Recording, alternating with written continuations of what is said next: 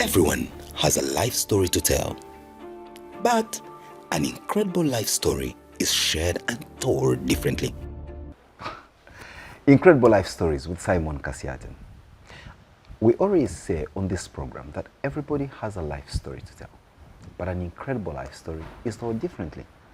But even there are those who, with their incredible life stories, have loved for their entire living to work, act, and do the incredible things that impact society in different ways from the background. Better put, they prefer to remain behind the curtain and sometimes even under the carpet. But on the program, that's where we come in, to bring them out of their shell and present them to us, to you, for us, if for nothing else, to be inspired by their incredible life stories. Tonight on the program, I have such an individual. She's told me repeatedly during the preps for this conversation that I am so private. I prefer to work from the background. Now today you have fished me out. I don't know how to proceed. Mrs. Pelucy Ntambirweki, Vice Chancellor of the Uganda Pentecostal University, domiciled in the beautiful district of Kabarore. Welcome to the program. Thank you, Simon. Thank you for fishing me out. Tell us, why do you want to do incredible things, but from the background? Is it about your upbringing, or is it some nature, behavior, disposition that you picked up along the way? I guess it's upbringing. We grew up being told that you don't always have to show off, and you let other people speak for you. If you have good actions, they speak louder than words. Wow. And people will get to know you, people will get to see what you're doing, and they speak on your behalf. So that was my kind of upbringing from Toro. But over the years, I've had to do things differently as the situation demanded. Do you sometimes regret that maybe some doors closed in your face because you never told your story well enough? I can't recall any door closing. I've had very many opportunities wherever I have worked, and I've used this same style, and it has kept me going. I've worked in very difficult situations, difficult countries, and it is a personality that I have, the calmness in a storm, that has kept me achieving. So people got to hear about me and would speak for me. But of course, there is value in telling your own story. No doubt. And we are glad that because of that value, you accepted to have this conversation about your incredible life story with us. Thank you so much for seeking me out. Indeed, we had no choice but to find you. Pelucy here, as she prefers to be called, he has had an illustrious career working for international organizations, but very specifically, she's very proud of the work she's done around children and young girls. But let's start from where the story is now. As a Vice Chancellor of a university founded by your dear late husband, and so you're thrown from your blissful retirement in another field into administration of an academic institution. How is that going, especially that you took it up on the backdrop of an unfortunate event? As you said, I had retired from UNICEF. I was enjoying my retirement. I had plans for my retirement. Yes, to be on a hammock somewhere. I'll be visiting Murchison Falls, or explore Uganda, and visit all over the place. But when we lost John, Professor John Ntambirweki, the board and the council of UPU, they met, crisis mode, and realized that they wouldn't want to try any other person to steer this university other than yours sincerely. So I was grieving. This news came to me in June. Actually, on June 13th, I'll be 3 years as Vice Chancellor at that's Uganda a good run. Pentecostal University. So they come to me and said, we want you to take over as Vice Chancellor. And I told them no. Allow me to grieve. my husband of 46 years. Wow. It is such a big, big loss for us as a family, for me as a person. I don't see myself in that role. But earlier on, when he was getting weaker, he had invited me to be the Deputy Vice Chancellor, a role Wow, that I accepted. Wow. I'm in the background. He's out there. To be your usual wind beneath his wings. Supporting Move so things smoothly behind the scenes, Yes. but achieve. So I was a bit reluctant. I really don't see myself in there because, you know, grieving is tough. Everywhere you go, you see the person, you hear his voice. So I said, no, let's look for a Vice Chancellor. And the council put their foot down. They said, you have the history, you've been part of this institution, You were part of the the vision beauty, you're part building. of the vision. You will manage. We will support you to manage. Anyway, to cut the long story short, here I am, 3 years down the road. When I took over, I had done a lot of management in my life. Wow. I've managed at national level, at NGO level, at international level. And this was a totally new game for me. It was totally different. Other than being a student in universities, I'd never been part of their administration. Well, at least you had a good foundation in managing affairs around children. Yes, my whole life I've managed affairs around children. I'm a teacher by training. Wow. So I was anchored in children right from the time I was young. See. So when I was given this role, I didn't know where to start, but I had to draw on my past experience of managing any organization, you know, to realize results for that. And I'm sure there was this emotional disposition you had of not letting your dear husband's dream and vision die. And that was a big one, because he had left such a towering legacy. True. He was huge, he was big, and he wore shoe 13 and I wore shoe 6. Literally or figuratively? No, really. Interesting. So like, He was a giant of a man. He was a giant. Wow. So here I was. Trying to I fit into his shoes that are Shoes. twice your size. Twice my size, and like, where do I begin? Wow. But God is good. I must state from the beginning that God has been in it from the beginning for me. Wow. Psalm 23 is one that really guides my path all the time. But at 6:30 every morning, I have a Bible verse and I pray every day. So I prayed over it. I said, okay, the size is big, mine is small, but somehow I will look for my own size. Or the shoe will fit. Or the shoe anyway. that will fit. Because the big size is gone. Yes. And he has left this big entity, and I can't let that entity down. I can't let him down. He used to be in Kampala, big consultant, big person, and he went to Fort Portal for 20 good years to start this university, manage it, and now Uganda Pentecostal University is 21 years. Wow. So I looked at it like, how can I be the one To bring it down. to bring it down After that. after all all that these sacrifice and effort and knowledge? So yeah, I started swimming from the deep end. 7 out of 10 people on this program, when I ask them which part of Uganda they would love to visit and live in, you'll be surprised. You want to guess what they say? Fort Portal. Thank you. Yeah. So I think you and him probably went there to start this beautiful thing, but at the back of it all, you had the selfish desire to go back live in home. paradise.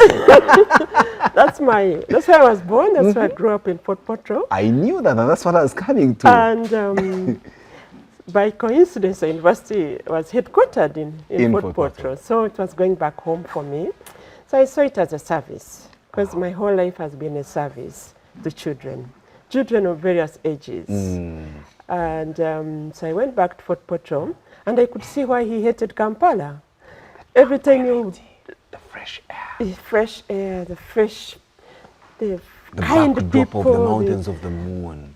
You know, the crater lakes. The great crater lakes. And like you say, the people. The So people. You And we are speak like you're opposite the singing. king, where we are located at, which is opposite Is it Karuzika? the Karuzika. Wow. So I just said, no, this has to be done. So I started swimming, and I'm still swimming. I can see you I'm pushing swimming, the tide. yes. The university now is 21 years old. Last year we had a big bash of 20 years. Wow. And really we thanked God for 20 years because entities begin and die And off. eventually die, yes. But we're still here.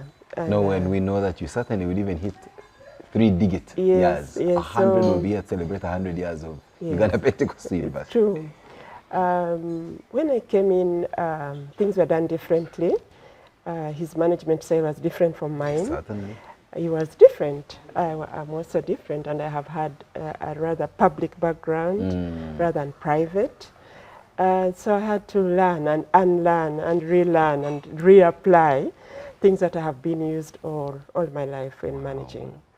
So one of the principles that I follow in management is the McKinsey 7 S's. Wow. I said, let me apply them to UPU and I see how we're doing. From strategy to staffing to style to... So I started applying and I started looking where the potholes are. So I started plugging those potholes to start making UPU become more pronounced, more visible, more... Because one thing that I hated was when you say, oh, Uganda Pentecostal University, where is that? We haven't heard about that university.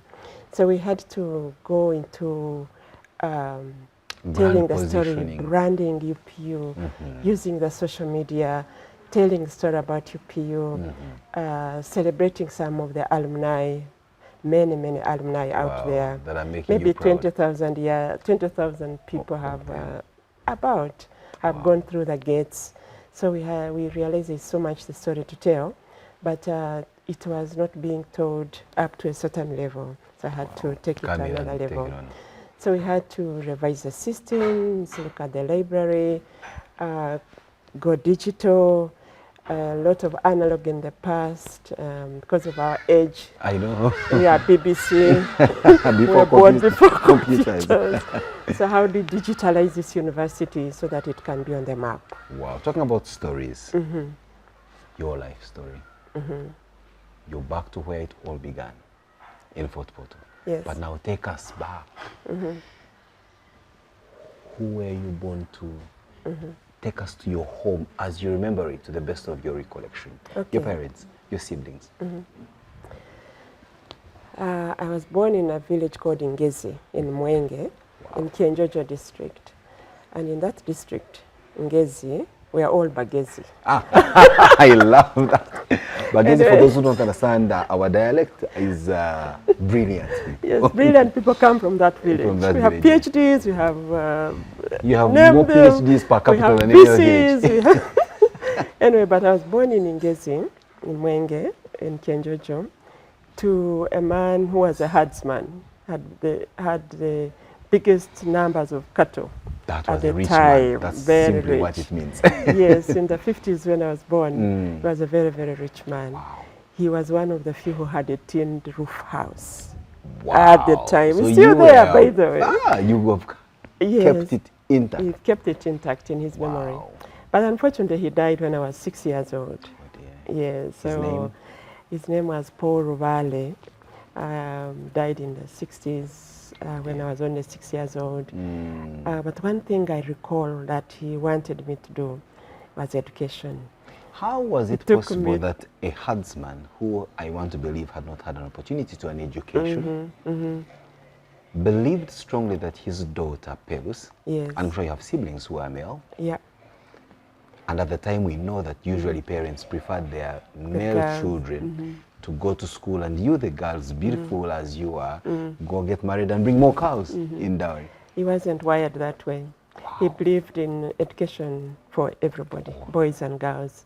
I had an elder brother who was educated to some degree, but not from, but I had other 4 siblings from my mother. But in his will, he really wanted us to get educated to the highest we could go. I went to P1 when I was 5 years old. Wow. in Nyantungo Primary School. I was really, very little. You must have been the smallest The person in the smallest school. person. I remember everybody was so bigger than me. So some of them used to carry you as a little baby. You know how they I had cousins who were ladies, by the way. Yeah, In and my then- family, ladies do a lot more actually than the gentlemen. We have persevered more. We have done greater things than the male folks. We will for some understand reason. why I don't know as you why. continue telling us your story. Yeah. So anyway, he dies, and he had willed that the four of us should go be looked after by guardians, because he knew that my mother was a simple housewife of those years. He knew that if we stayed there in Ngezi, we'd not get educated to The level to which you degree. wanted you to. Yes, Wow. yes. So I moved from there, and I lived in Fort Portal with a family of the Ravhembas. Ravhemba is also later Mr. Ravhemba also passed away. Was he a But relative or a he was a friend to your relative. His wife was my cousin sister. father? Okay. Yeah, my sister anyway, because in Rutoro there is no son. No cousin. Yeah, no Sister. cousin. Sister is my sister. So I lived there from P3 onwards. I went to Kiabambe Primary School in Fort Portal, and it was just across the fence, so I could hear the bell ringing, and I would And you duck just cross over. go to school. And when you smell food when you're at school, you come back home. Yes. So yeah, and that guardian was a very benevolent man. I learned a lot from that home. To have an open home, to have a clean home, to have flowers. One of my roles was to keep flowers for. Doesn't explain why you choose a flowery jacket for our conversation. I You love will your always flowers, 'cause I find can see flowers around you me know, everywhere you go. carnations. Yes, I grew up with flowers and dogs. We used Okay. to have old dogs. He was a civil servant working, I think, for the kingdom at the time, Wow. but he passed away. But his children, one of them works for UNAIDS, Wow. and one of them worked, I think, for Lucy worked also for high-ranking organizations, Institutions, yeah. NGOs. So we are all, he used to hammer home the issue of education. So the education is an equalizer. Wow. You get you out of this situation to the bigger and better one that you dream of. So I grew up in that place. Of course, you were separated from your home, your biological siblings, but then the aim was education. So yeah, we thrived. And the fact that you are also equally loved in this home, and you know, children are very impressionable. And where they are loved and taken good care of, that's home. Yes, and I later worked with orphans. As I said, I worked with orphans. I mean, Yes, with we know children you all worked the with way. Uganda women's. But in that home, I was never called an orphan. Yet I had lost my father. Nobody called me a Fuzi or. So when later on when I started working, that's what I wanted for these children. That wherever you are, be loved and taken care of. Yes. Not Get like the essence of life as a child. Not because you are an orphan or this or that to feel label, like a second-rate citizen in your home, yes. because your That parents was my are not message here. at USO. Pelucy, we'll take a short break now and just get this to sink in about your early childhood.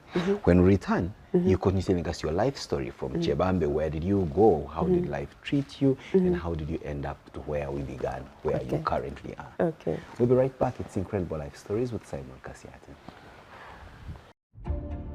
Everyone has a life story to tell. But an incredible life story is shared and told differently. Pelucy Kabahuma, then, that's where the story was, because by the time we went for a break, she was a young girl growing up at a relative's home, or should we say benefactor, guardian, and she's living her life like any other young girl with dreams and aspirations.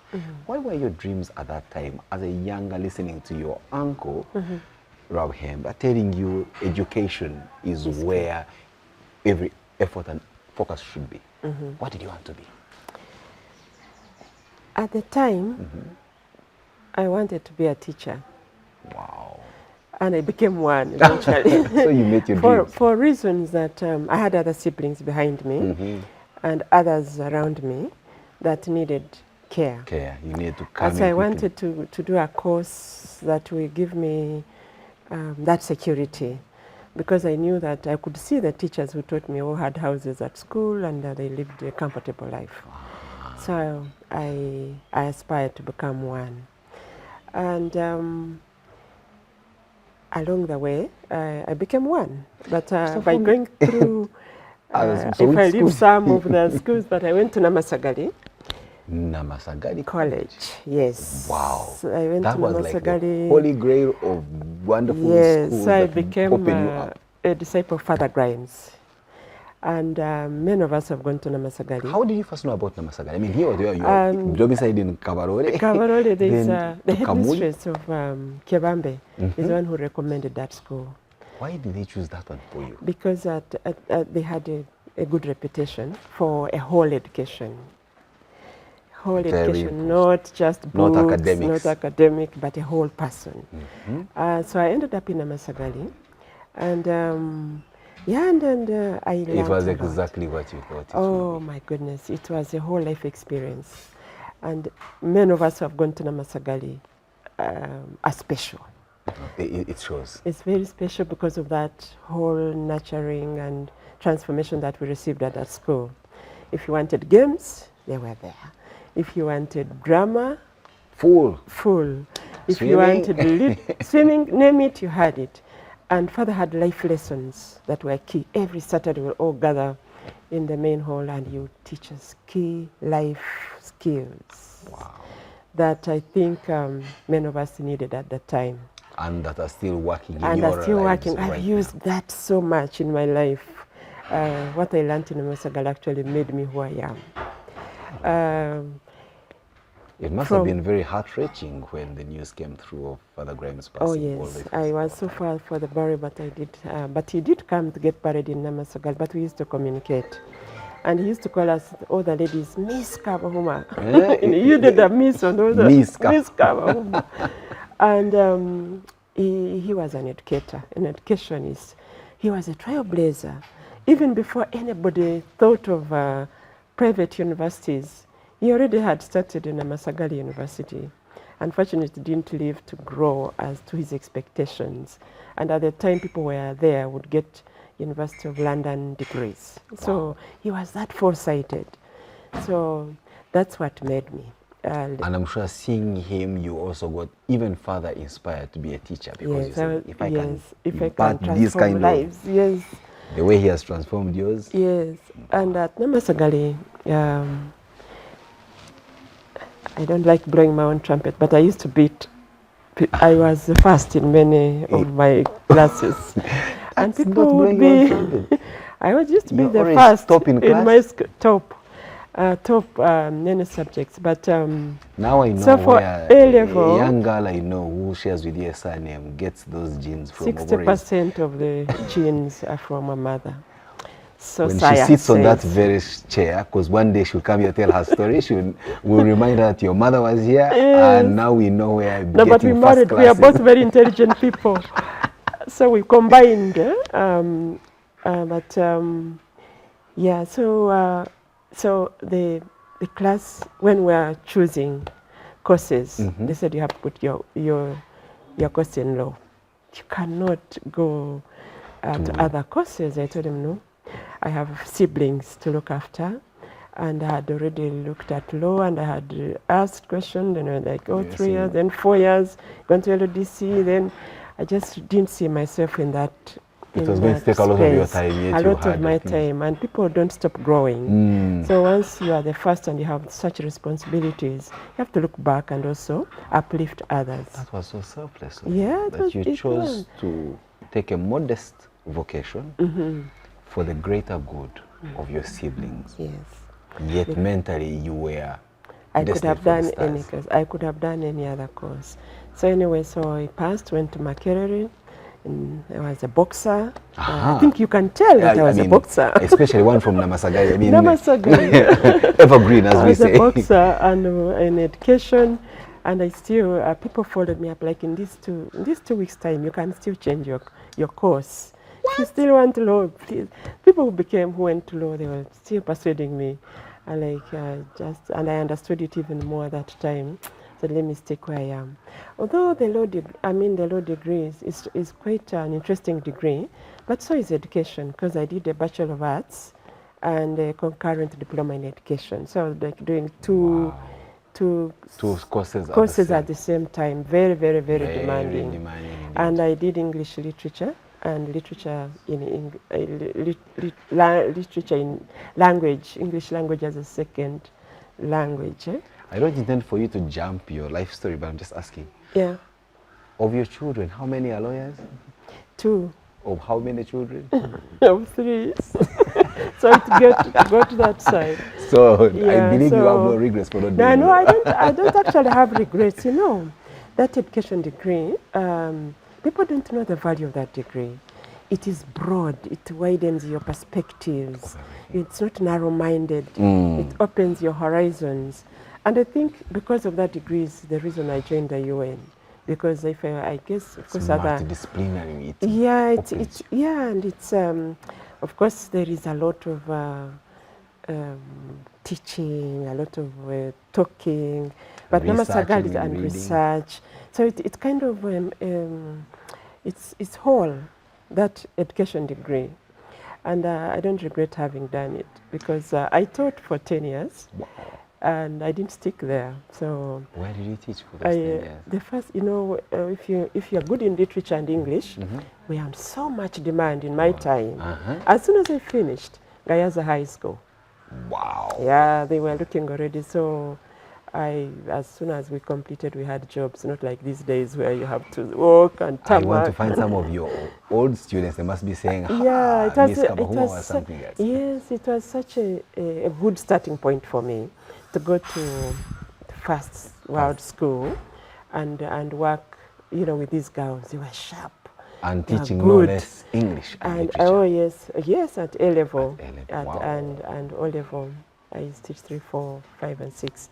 So it was an honor for me really to work in Gayaza. But let's go back to the university. Usually around the time you were growing up, and same seems to prevail even today. Okay, yes, you had the experience of being in a mixed school, Namasagari. Yes. So a university, the freedom that comes with being at Makerere at that time did not tend to derail you like many others found themselves being derailed. No, we're so prepared from Namasagali. I recall Father Graham's taught us not to trust any man, not even your father. Anyway, we're prepared. Yes, he was something, wasn't he? Anyway, but we were prepared. There's no young man who could come to deceive us with anything, because we knew one of the things he used to emphasize to say no. Say no. Even when should have been a yes. Say no and mean it. Yes, and that was very useful. And actually, I met my husband. We met at the university. If he was alive, God rest his soul in heaven, he would possibly tell us the horrendous task. He struggled. The default answer was and I never always told no. this story to many people, but I was in Mary Stuart, he was in Livingston, 2 worlds apart. I was a gentleman, and I was a boxer, and I had no time for relationships. Because I came knowing diploma and degree, I just and wanted with to your get focus. out of here, get a house, you know, work for 2, 3 years, then think about marriage. So because of Namasagali, I used to be in the traveling theatre. In our time, we grew up in Amin's time. There was not many entertainment out there. Wow. So as from arts and from music, dance and drama, we were part of the Makerere Free Traveling Theatre. Wow. So I used to act. Hey, I was an actress. You were an actress. I was an actress. Yeah, superstar. Makerere, I've been from, of course, from that was Namasagali. as good as Hollywood can be. So I was acting, and so John saw me on stage, and they were sitting with his roommate, Jim Mwezi. I said, who's that girl? It's not from Africa. If she was from Africa, I would have known. Who is she? So apparently, that's what I was told. So they were here conspiring. They were conspiring. Late Ntambirweki and General Muhwezi. They were conspiring, like we have to look for her. Yeah. So they come all the way to, I was on the tower, the 13th floor. Wow. 13th is supposed to be bad omen, but it was was good. It was good for you. So he comes and towering, lanky, was not as big then. and Jim, and they had stories. We used to call it benching. They would come and sit in the room and talk and talk and talk, and we want to read. You know, literature is a very wide subject. You don't have time. You know, you want to go back to But your... you are kind enough because your hospital You would say, listen. okay, let me Yeah, send you to these listen. Some you chase away, but them, I chased away, but they resisted. And John had so many interesting stories. He was a conversationalist. He had stories. I don't know whether they were all true, but everything would come up with something that he would make you laugh, and he would laugh at his own joke. Wow. Before you laugh, he's already laughed. Like, wow, it's an interesting person, but I still said, you know, no. Yeah, give me time. I really have a lot of responsibilities as an individual. He said, no, but you know, I'm also an orphan. I also have responsibilities. So the two of us can combine hands and, and bring up all these families. That shouldn't be a hindrance. And he was a lawyer and I was in arts. We're in diverse worlds, you know. And he persisted. I think persistence is his other name. For 1 year. 1 year. 1 year he will come until the third year. I said, I think he means business. I think he means business. I said, okay, but still, I'll have to go work. And set myself up. So as I mentioned earlier, Gayaza gave me a house. I went to Gayaza. Left him at university because I'm sure he was still finishing his law, which takes... No, we were in the same year, same period. So he was taken back by Makerere as an assistant lecturer in law. Wow. For me, I went to Gayaza. And you're like, no, Gayaza is very far, you'd come and visit. But I said, you know, I need to give this time.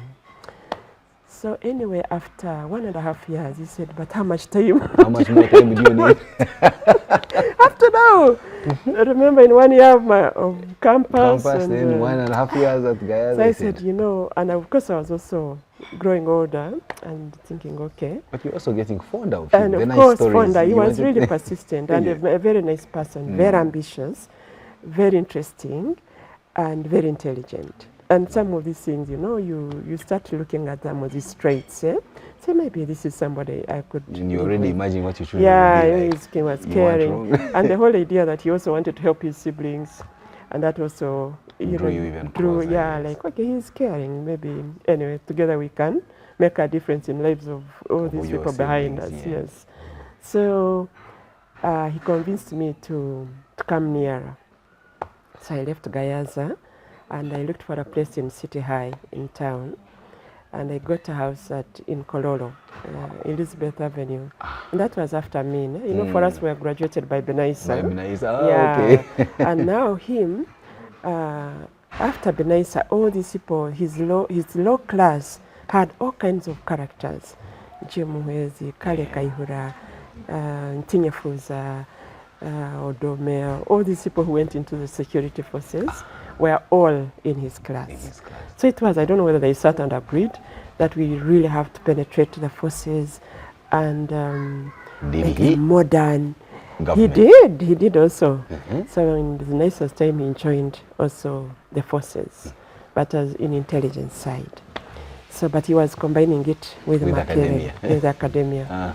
So others went to police, others went to the army, as you know them. Yes, of course, as they are today. So he went into intelligence, and I think, I don't know how many, at first he was afraid to tell me he was going to, but anyway, eventually he came clean and said, you know, I'm doing this other side job. Benaisa, and I think that time the people who were in intelligence, they convinced them to go to Cuba for training.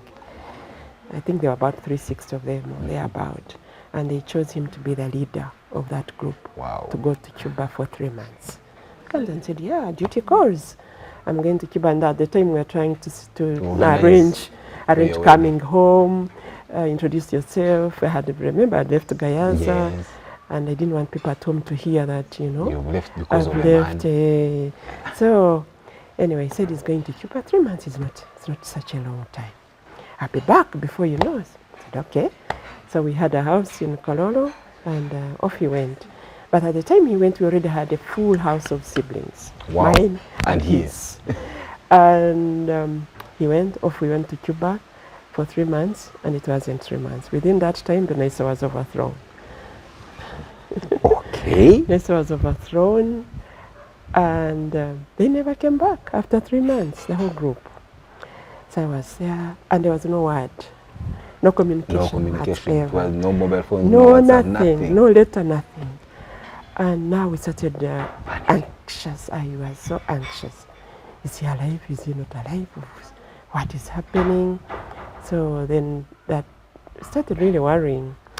3 months became 6 months. So, and you know, a salary of a teacher. Yes, of course.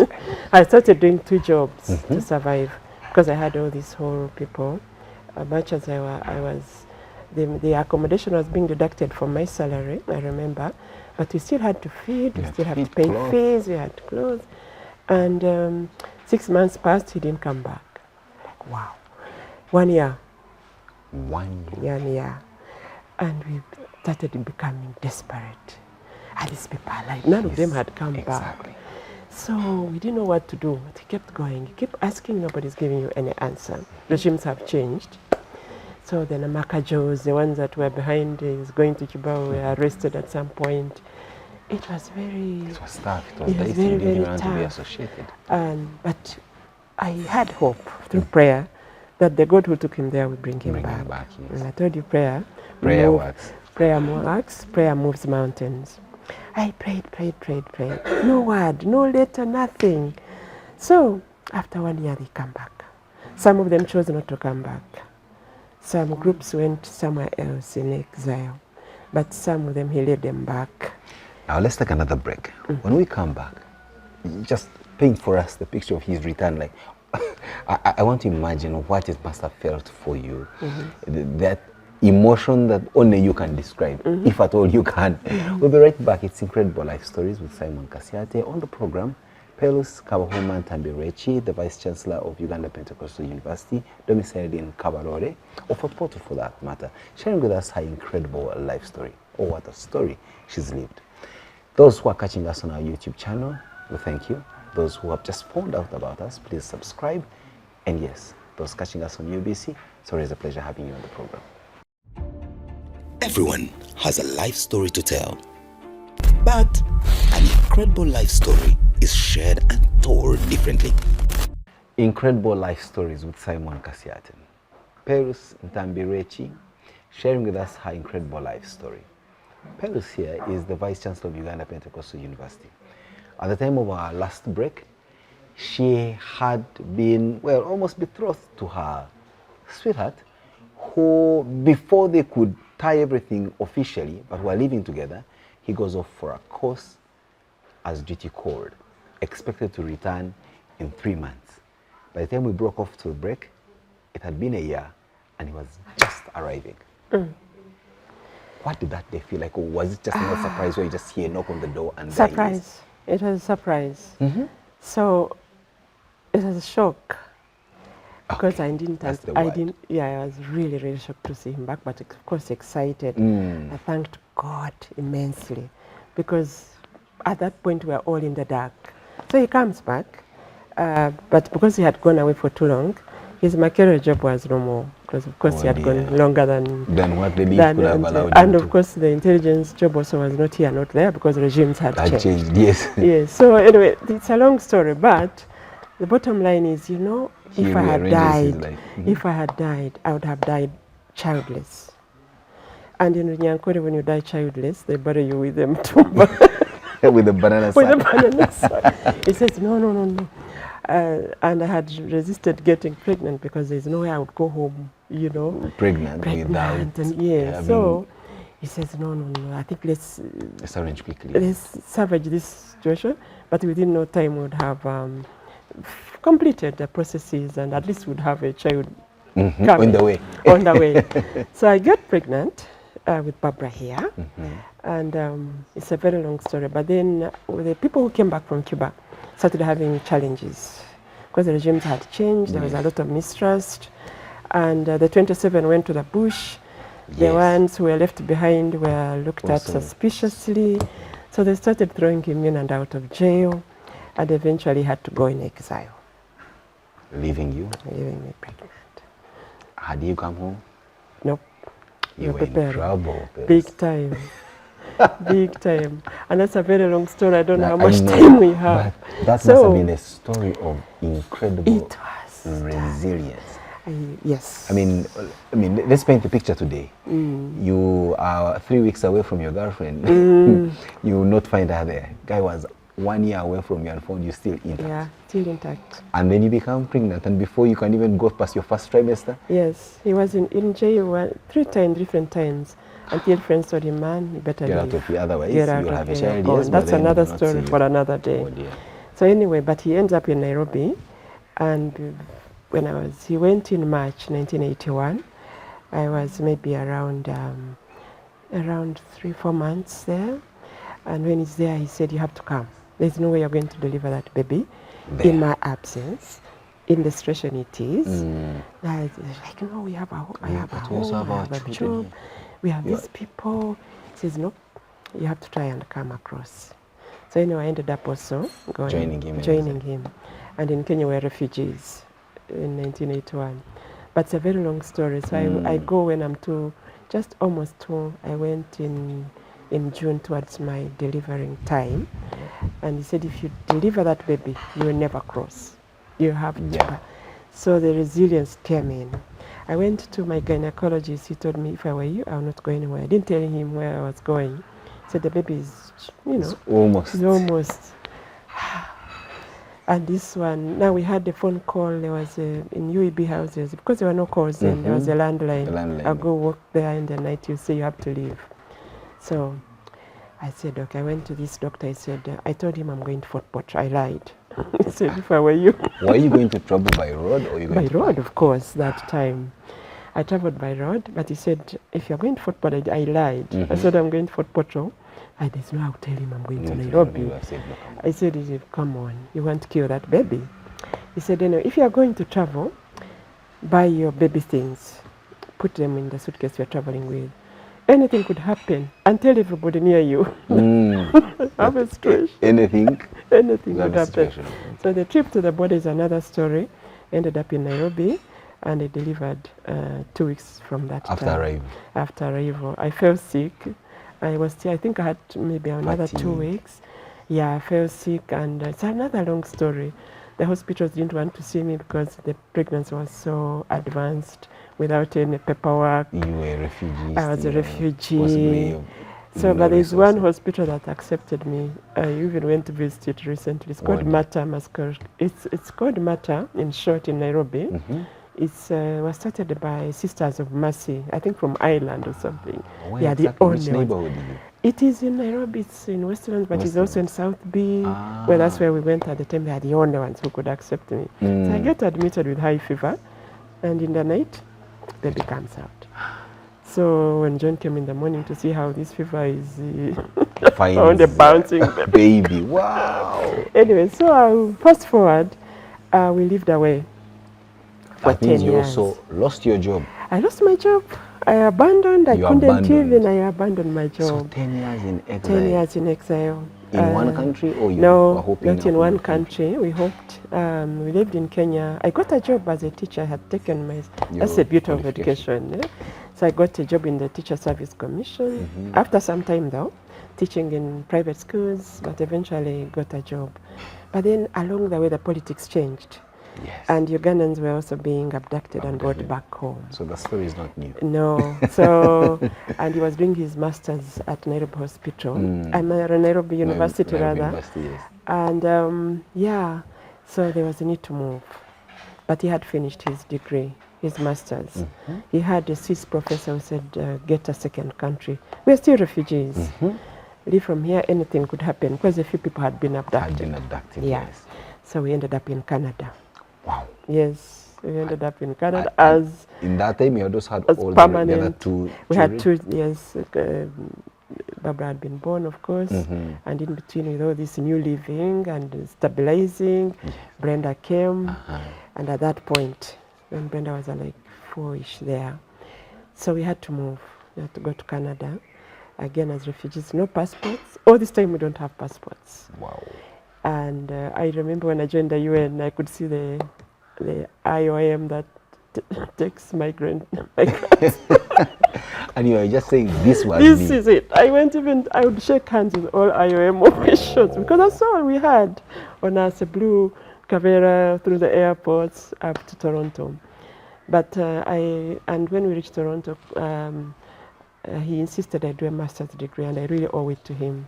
I got depressed. I went to I went to a university called Queen's University. It's one of the big universities in Canada. He got to that place. John said, I can't see you here rotting in this house. I will do everything, even if it's manual jobs. For us to survive, you have to go back to school. I already have my master's. You need yours. These children are young. They have no help, nothing. You know, life is tough. You know, when we're here back home, we are pampered. You're shielded by the all these things. Out relatives and all. There you are on your own. On your own. Yes. Even though these deliveries, we are just the two of us. No help, nothing, you know. So we had to learn. But that I think also now draws you closer. We are tight, as a couple. It was really, really tight. So we end up in Canada. Now we are no longer refugees. We became what they call landed immigrants or permanent residents. But you had to live there for 3 years to become a citizen. Yes. So we had done those 3 years. I did my master's in education, planning and management, and at the end of my 3rd year, when we were about to qualify to be citizens, John was called in the University of Nairobi to come and teach human rights and environmental law. He said, I'm out of here. I'm out of here. I'm not going to stay in this country even for 1 more day. I think the winters had been very harsh. Oh, yes. It's a tough, that's another big story. It was tough for the kids. It was tough for us. Couldn't really settle in. You didn't really, there's no that sense of belonging. It's now that maybe there's many people of color in but in the 80s, in the 80s we're on their own. You must have been like far in between and everyone knew you around. Yeah, in the kindergarten they were the only ones who had dark skin. It was tough for them. He said, I'm out of here. So anyway, we come back, but with my master's degree, I come back pregnant with Brian. But I deliver again in Nairobi. But then the circumstances were better. I even delivered in Nairobi Hospital and so forth.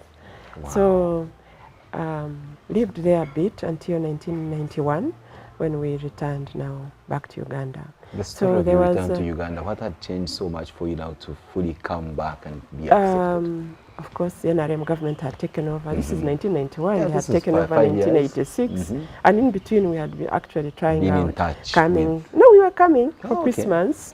Coming, and there were incidents in there, but I don't want to go there. But also his roommate had now become, his roommate was big. Everybody was big. Everybody was big except him. Well, he was big, but he was big in his own world. So, but big in this the essence. So, I think I'm the reason he decided that we come back, because at a certain point we used to be the teachers all over Kenya, and we had trained enough of their own. Wow. So the jobs were now beginning to discuss. And I had a young family. I stayed home for some time. But anyway, to fast forward, we come back. I came back on a program called Talk 10. What's this? Talk 10 was transferring of knowledge of expertise that had run out of the country because of Idi Amin. So here I was with my background and your academic qualifications. Like so he's the one who he went to Amanya Mshega. He was Minister of Education. Have a skilled wife here. We are coming back. Anything you can do. So he says, no, there's this program, let her apply. So I applied and came on that program as a skilled. Yeah. So I worked at the Ministry of Education there for some time. It was a program with UNDP. Yeah, and I was just earn US dollars at the time. Yes. Yes. Anyway, so from there.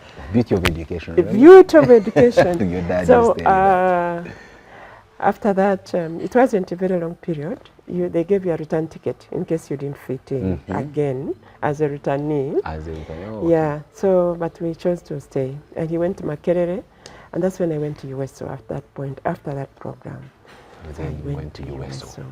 Yes. Uganda Women. I saw a job in the paper. I said, I'm going to apply for this job. I didn't know much about. What job was this? It was a coordination job. And I said, this is a job I could do. So I applied for that job and You got still it. had the heart for orphans, Orphans, children. disadvantaged I people. said no. At the time, there were children of war, children of HIV, children of natural death, who had lost either one or both parents. Both There was parents. such a need Living in the child-headed country. families at Yes, the time. child-headed. I worked with all those at the time.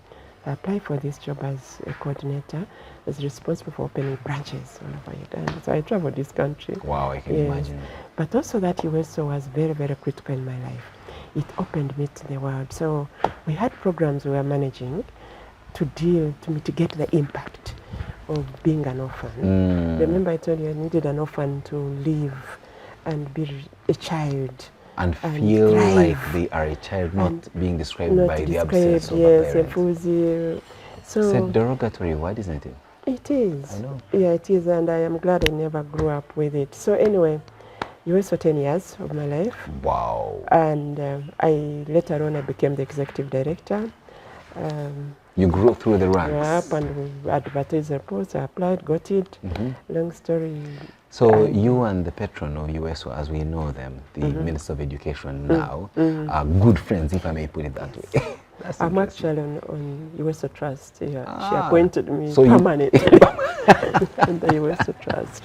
But it was very good work at the time. Very, very good work. Worked with the media. USO was a household name. Oh, yes, it was. I was an influencer in policy. I was part of the National Council for Children and worked a lot with UNICEF until I ended up In UNICEF. Yes, again with children. So another 15 years in UNICEF, and that after in different countries now. Now different you started countries, traveling. different countries. Coming to UNICEF, I went as an orphans advisor. Wow. Because UNICEF Uganda had seen how much of work UNICEF. I had done, and in line with the strategic plan of UNICEF. And I got a lot of funding from there as a partner. Interesting. And we had Masulita, Children's Village. We got quite good funding during that time from many, many donors at the time. So I managed the funds, made things happen. So at the 10th year, I could see my children growing. These girls were now going to university. And there was very good work, very big title, but very little money. You were earning quite... You are giving service to the nation. Yes. Having started off with dollars, remember? Those who had already vanished. But so I realized that, so when somebody told me, apply for this job. In UNICEF. In UNICEF, they told me, apply for this job. I was not inside, but they saw an advert there looking for an advisor on orphan issues. Somebody contacted me, apply for this job. I don't know if there's anybody in Uganda or in East Africa who knows what to deal with these issues than yourself. We have been here, you have lived it. I had grandmothers in Masaka. I had women in Teso. I was in Lira. I was in Barara. I was in Sinjiro. And I used to take the First Lady in all these places to see for herself. Yes. But I think the program that really made a difference, which is now has become almost a national program, after a few years I realized that all these households need money. Oh, yes. Not just the knowledge, capacity building, you tell me about early childhood development, you come to this good grandmother with 10 orphans, you start preaching to them. Nutrition. But she has, feed them well. She's not Jesus that you're going to get go to school. One fish and 2 loaves and then multiply it. Exactly. No. For me, that was the highlight.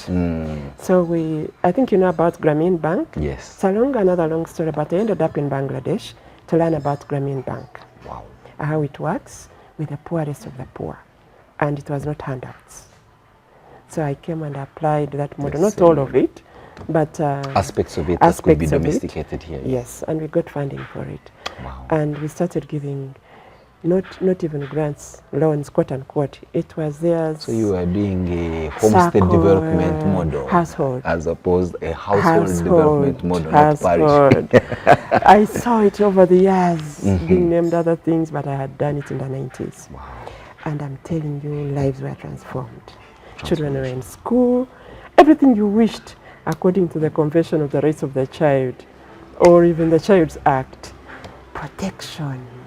It was all, it was being realized during that. That's interesting. And when we made an impact of that study, of that program, it really warmed my heart. And this is what I took to UNICEF now, the preaching. Wow. So how long were you in UNICEF? 15 years. 15 years. I went as an advisor, regional advisor. I worked at the regional level. I was in charge of 22 countries in East and Southern Africa. Where was the office then? In Nairobi. Nairobi. But I never hardly slept in Nairobi. Wow, you are so always I was always hoping. I had bags packed. You lived out of your suitcase? Always. From Addis Ababa to Botswana to whenever the numbers were big, we were there. We were 2 of us. And then we are pushing for national action plans for children. Across. And to make sure that these issues are in the national budgets. That was that was the advocacy we were doing. It was really good. And that was what we are monitoring. How many countries have these action plans for children? How many of those had put aside money? Until you eventually retired? No, I didn't stay there. I ended up going to Eswatini with Mswati. Still with UNICEF? With UNICEF. I worked in Eswatini. I worked in Nigeria. I worked in Juba in South Sudan. I worked in Eritrea. I came back a bit in Nairobi. I worked in Africa. West. You were just, and that's where I want to ask how you were able to balance this daunting task. Yeah. Especially work that you not only just did for the sake of it, but you loved it and you were passionate about what you were doing. But you also loved your family. I loved my family deeply. I called daily and I came. Because I had also every time there's a layoff on some airport, there was, yes, any holiday. And that's why sometimes I worked in tough conditions because they give you more days off. Yeah, Nigeria is a paradox. It's a story for another day. So we used to believe Juba, every 2 weeks you had to go home. Eritrea was tough because we couldn't fly over Addis, going around the world. Yes, so every opportunity I had, I would come, and every opportunity he had, he would also come and find. And we also did family holidays whenever we could, but we were always home in Busheshe for Christmas. Wow! Always. Christmas. Christmas was at home. It is not Christmas when it wasn't there. You were tired of the snow in Canada? No, the old man believed it. Up to now, we are still doing it. Wow, that's beautiful. He could not have those holidays anywhere else. Home.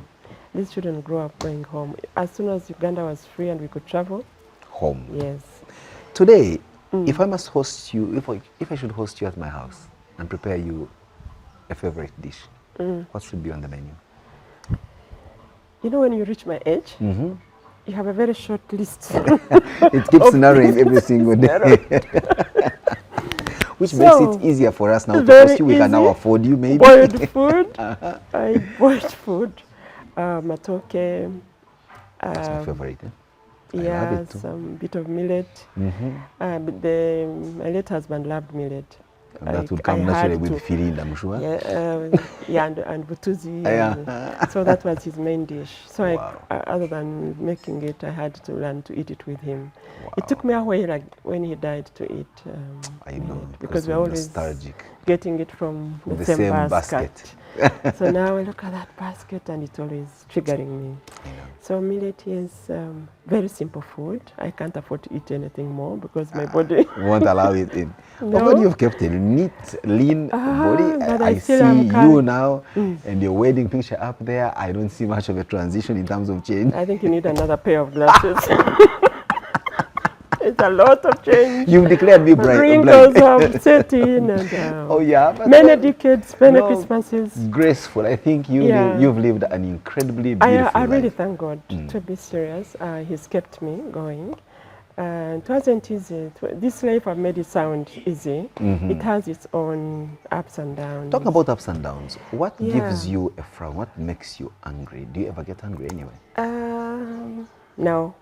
I avoid, I read once in literature that when you get angry, 98 of your muscles get affected. Should be. Because get wrinkled all over again. Yes, everywhere. So I try to remain calm.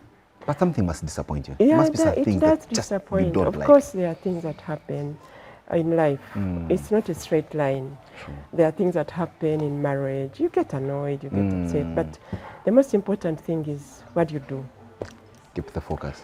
Keep the your eye focus, on the get ball. up, dust yourself up, learn lessons, and keep moving. And And keep proceed. moving. It's not how long Because- you stay on the ground. No, if you stay on How the many ground, times everybody steps on you. So you have to get up, learn the lessons, deal with it, and And move. move. What But gives most you a good- importantly, pray. I love The that. prayer will take off all those mountains. Wow. What gives you a good laugh?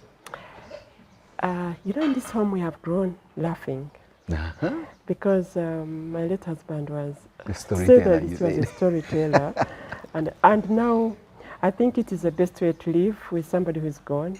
We always remember his stories. Stories, yes. And we end up laughing. And you'll say, I'll tell you a joke. That's how you always start. then you know. Then you know something is coming. I found you with your laptop and you told me you were putting together his Yes, biography. yes. You and the children are putting the As story with the together. children, he had a tough 4 years. I think that is something that we had to live with. He fell sick and out of hospital for 4 years. But in those 4 years, one thing was always on his mind. He wanted to do his biography. He has written a lot out there. For everything else, but you Environment hadn't. law, parliament, but he wanted to write his story. And because he spoke about it so much, Now I you- feel obliged. To you and the children gather and gather. everyone who can remember, throw Everybody, in. yeah. I got somebody to pull it together. Ghostwriter, as they say. Yes. So we are getting there. That's great. We have not yet thought of a title yet, but as we are telling the story, I lived with this man for 46 years. I'm sure he So will his come up story with a was more or story. less with all those things I've talked about. We've been intertwined. I lived with him longer than I lived with my family. So it's a very beautiful story. It's a very interesting book coming up about his biography. We shall launch it next year after the elections. Ah, okay. Why after the election? It's Does not it have- yet there. We Oh, still have okay. more chapters to write. Or you think its launch may influence the result of the election? Probably. But yeah, there's so much to tell. This person has interviewed so far 50 people who knew him. Wow. And the story is beautiful. I was reading it as you came. I think it will not be a put down. Same way, for those who come after you, and Yeah. I'm not trying to say this will happen soon, God forbid, but we all will end up there. This conversation you and I have just had will make it a lot easier for those who want to remember Probably. you, I think somebody should- write about Yes. We have an annual lecture for a professor every year at the university. you. Incredible. And after one of those, somebody came to, but who's going to tell your story? I said, somebody will tell my story. Well, we So begin today. and You have we told are it yourself. I'm telling it now. But yeah, of course, given the time, there's so much more to share. But at least the highlights have been, I hope, have been captured. As a And, mother, as a working woman, as an academic, as a philanthropist, as an advocate, all these boiling down into one person. What would you tell a young girl born in the nooks and corners of this country, like you were born in Jersey, Yes. and wants to see herself 20, 30 years from now? What is it from your experience that you believe you can tell them to hold on to that will get them to where you were and beyond? First and foremost, God. You have to anchor your life in God. Because He opens, everything is possible through Him. Secondly, education. Education will transform one's life from riches to rags. From rags to riches, the other way around. Either way, it depends on how you conduct yourself, but it will at least Exactly, you can transform have you. it, yes, it has to transform, depending on what you do with it. I think most importantly for me is family. Because all these years we had to depend on each other. We lived out of this country, we had no relatives, but as a family we thrived, we survived. The bond We was... bonded. And there are times when I had money when he didn't have it. There are times when he had when I didn't have, but that didn't matter. His money was your His money, your money was mine. his money, Yes. everyone's money was And everyone's for money. me, that was very important. Good. And then, of course, with family comes, it's an expanded space. When the children come, you have to nurture them in such a way that they become responsible human beings. Again, education. All these three of them have master's degrees. Wow. Yes, by the time he died, And- they all. And from Ivy League universities. and with top grades. Top grades. So there was an environment in this house where they had to study. There were books up there. I will take you. You see the library. So tell me, this whole thing, how were you able to raise these children? With a bit of a carrot and stick on one hand, Mixed. or when you spoke to them, they listened? Because you see, you raised them in different environments where they could have had all these influences that are Yeah. negative. I think you have And to know the two child. of the three are girls. Yes, That's also and very that used to difficult. haunt me when I was away. Like if they ever got pregnant, everybody was. They were like, oh my God. Anyway, here in this home, we had a mixture. We were liberal to a very big degree, but we packaged them in such a way with skills that they needed to hear. When HIV was rife, it was a lesson every day until they said, Mommy, we've had it. We are tired. We are tired. We even hear it on the radio, they are drumming every day. You said no. And the girls, I told them, 1 second you're pregnant. And once you're pregnant, that's it. Your life will Change into a way that to you a never situation where you would never even dream. And they had to know God. But when they turned, and because we knew they are growing, when they were of age like 18, they would allow them with cousins to go to see movies, to go dancing, but with somebody watching. You some had a big- hawk's eye. Like but you Father are- Grains would allow us to dance every Saturday, but then he'd he's be always He there. said, 1 meter apart. So anyway, Miss Kabahuma. Miss Kawakuba, if you go to school, no. Anyway, so we had to make them see the world, but at the same time to have values, Have restraint. have restraint, Wow. to know what is right and what is wrong. Discernment. Yes, and if tobacco also to some degree was there, not as much as Father Graham's one. But if the worst came to the worst, they would get one of those. But there was discipline. But the most important, I find myself, is to know your child. Wow. Get friendly to them. Let them share everything, including if they have a boyfriend, and deal with it. If you don't, You were that involved? yes, Wow. at some point, they bring them At some home. point, Bring information them. starts getting classified. Yes, bring them. Bring them. Let them. Bring them. We have a chat. Of course, some worked out, some didn't work out. But we knew the friends. We knew they are friends. Oh, yes. And at the time, the influence was different, I must say. Then now there's social media. There is all these You don't know what things. is You don't know what they are influencing. reading. You don't know what they are watching. But at the time, in my time as parents, we had more control, but also with a bit liberal. Church was compulsory, very compulsory, but also you could go dancing. So when they went to Makere, there was nothing to excite them. Very important, yeah. They had gone to Anjanwa with help. Silk. but- With help. but yeah, you Chaperone. them around. But they also get to see, and then they also went abroad before they went there to see that, go and see how people live. Be independent a little bit. Yeah, go and see, and Get then they some came back. You know exposure. what? When we finished school, we are back here, except Brenda, who is still out there. But most of them, Brian went to Edinburgh, came back. Brenda went to Oxford, came back. Barbara went to Cape Town, came back. So exposed them to the world. So they're international citizens. They Make just your happen decision. to be your Ugandan-born children, which gives them an international perspective. Yes. Because when we came back in 91, we had to anchor them into Uganda. Into Uganda. Because they had gone ups and downs, international, national. Do they speak a local language? Some Barbara is good. Even Brian, by the way. They may not sustain it, but at least you can't backbite. You can't backbite them. No. Ah, I think Brenda speaks more Toro than Runyankore. Understandably, I don't know of anyone born by a Motoro lead that doesn't speak their mother's But you language. don't know other languages. Other than So here, this is not where the story ends, Madame Pelucy. yes. If anything, the story continues. Yes. But unfortunately, like all good things, Come to an end. Can I time tell you is nothing a few but- dreams of UPU?